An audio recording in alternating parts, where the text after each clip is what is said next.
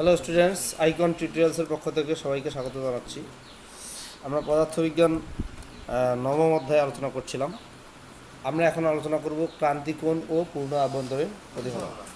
তো ক্রান্তিকোণ আলোচনার শুরুতেই দেখো, আমি এখানে দুইটা মাধ্যম, এটা বায়ু মাধ্যম, এটা হালকা মাধ্যম, কাজ মাধ্যম, এটা হলো ঘন মাধ্যম। আর এখানে একটা আমি অভিলম্ব আঁকছি, ঠিক আছে। এটা হলো তার যে বিভবতল, দুই মাধ্যমের বিভবতল। আচ্ছা, এখন এদিক দিয়ে একটা আলোক রশ্মি আসলো মনে করো, এই যে এদিক দিয়ে একটা আলোক রশ্মি এখানে পড়লো। আচ্ছা, এটা তার মানে ঘন মাধ্যম থেকে হালকা মাধ্যমে আলো রশ্মিটা গেল, ঠিক আছে।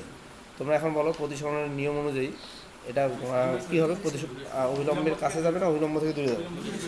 হ্যাঁ, এটা অভিলম্ব থেকে দূরে সরে যাবে, এই দিক দিয়ে চলে গেল। মানে এটা হলো আপতন কোণ আই, এইটা হলো প্রতিসরণ কোণ আর। মানে আই এর চেয়ে আর এর মানটা কিন্তু বড় হইল।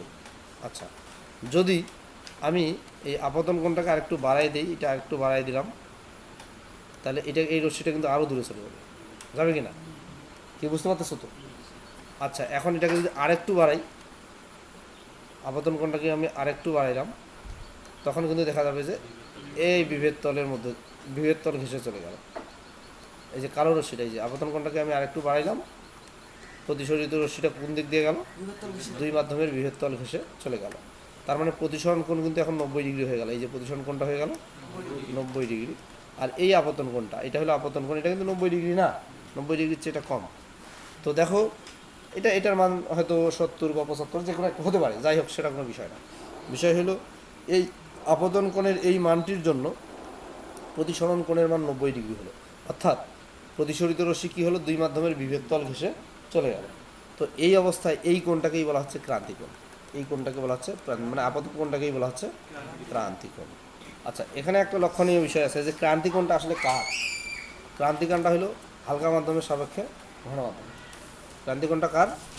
হালকা মাধ্যম সাপেক্ষে ঘন মাধ্যমের ক্রান্তিকোণ কিন্তু এটা।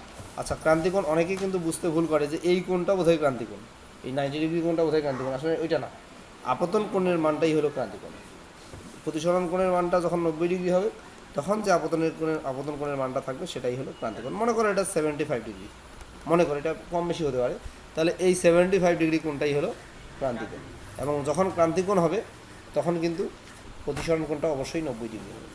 কি বোঝা গেছে? তাহলে ক্রান্তিকোণটা কার? ঘন মাধ্যমের, হালকা মাধ্যম সাপেক্ষে ঘন মাধ্যম। কি বোঝা গেছে? এখন আমরা আলোচনা করব পূর্ণ আভ্যন্তরীণ প্রতিফলন। এই বিষয়টা কি আসলে? পূর্ণ আভ্যন্তরীণ প্রতিফলন দেখো, এখানে লক্ষ্য করো, আলোক রশ্মি যদি আরও, আপতন কোণটা যদি আরও বড় হয়, মানে এই আপতন কোণটা যদি আরেকটু বড় হয়, তাহলে কি হবে? তাহলে কিন্তু আলোক রশ্মি আর ওইদিকে যাবে না, বিভেদ তল ঘেঁষেও যাবে না, আলোক রশ্মিটা কিন্তু ফিরে আসবে। দ্বিতীয় মাধ্যমে আলোক রশ্মি যাবেই না, হালকা মাধ্যমে আলোক রশ্মিটা যাবেই না, না গিয়ে সে কী করবে? ওই ঘন মাধ্যমেই ফিরে আসবে।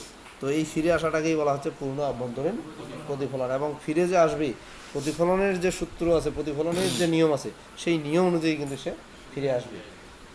এই ঘটনাটাকে বলা হচ্ছে পূর্ণ আভ্যন্তরীণ প্রতিফলন। বোঝা গেল কথা? তাহলে পূর্ণ আভ্যন্তরীণ প্রতিফলনটা কি কি এখানে দেখো, যখন ঘন মাধ্যম থেকে হালকা মাধ্যমে যাবে, ক্রান্তিকোণের চেয়ে বড় কোণে যদি আপতিত হয়, তখন আলোক রশ্মিটা কী হয়? হালকা মাধ্যমে যায় না, না গিয়ে কী করে? সে ঘন মাধ্যমে ফিরে আসে। এই ঘটনাটিকে পূর্ণ আভ্যন্তরীণ প্রতিফলন বলে।